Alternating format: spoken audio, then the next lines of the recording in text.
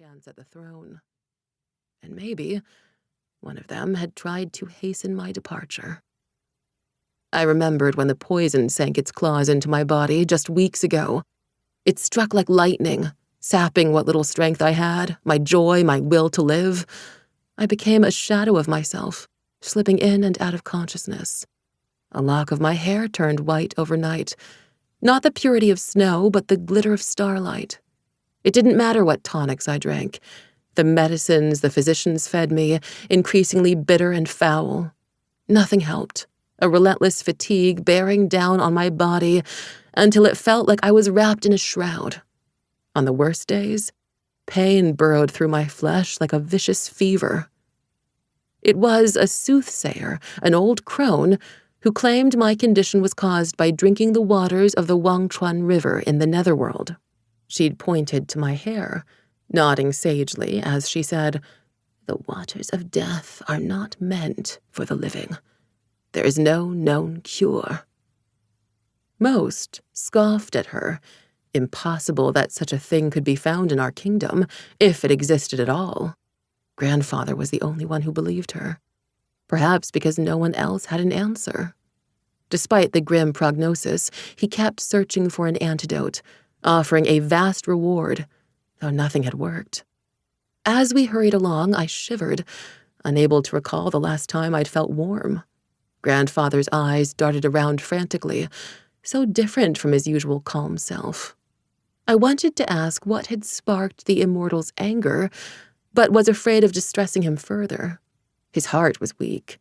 The physicians had warned him against straining it. As my anxiety spiked, I struggled to rein it in.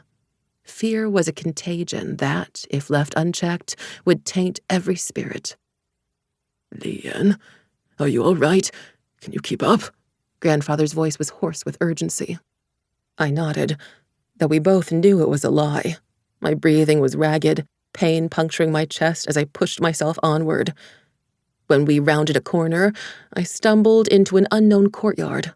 A wall ringed the garden, blades of grass grazing my knees, the branches of withered trees splayed wide. Neglect clung to the place like a fog. Grandfather fumbled along the wall, tearing away a curtain of vines to reveal a small door latched with a rusted iron bar. A key gleamed in his hand that he slid into the lock.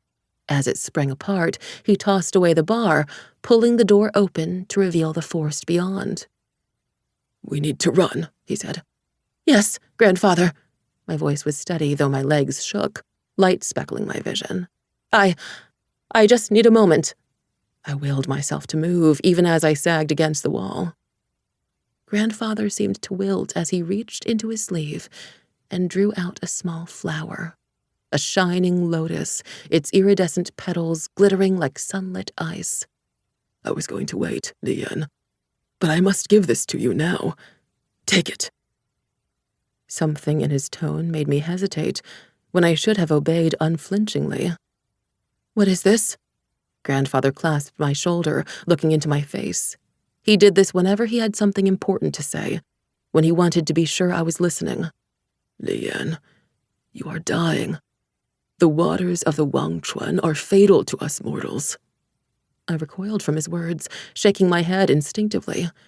While I'd heard this warning from the healers before, for Grandfather to say it extinguished any last flicker of doubt and of hope. Death stalked us from birth, stealing even the strongest through its reaping, and though this was our fate, few went willingly. As he blinked, his eyes suspiciously bright, my own grief spilled over. "I did as the physicians asked. I tried everything. I don't want to die, Grandfather. I don't want to leave you." "This was not your fault, Liyen. Life is not fair. We cannot help how the dice fall, but it's our choice whether to keep playing." Grandfather looked old and gray in this moment, worn out. "The lotus is the antidote to what you suffer, the only one of its kind. Only this can counter the waters of the Wangchuan, as long as you want to live." "Who wouldn't?" An ache swelled in my chest until it hurt, of wanting something so much, yet fearing it was out of reach. Hope was an indulgence I rarely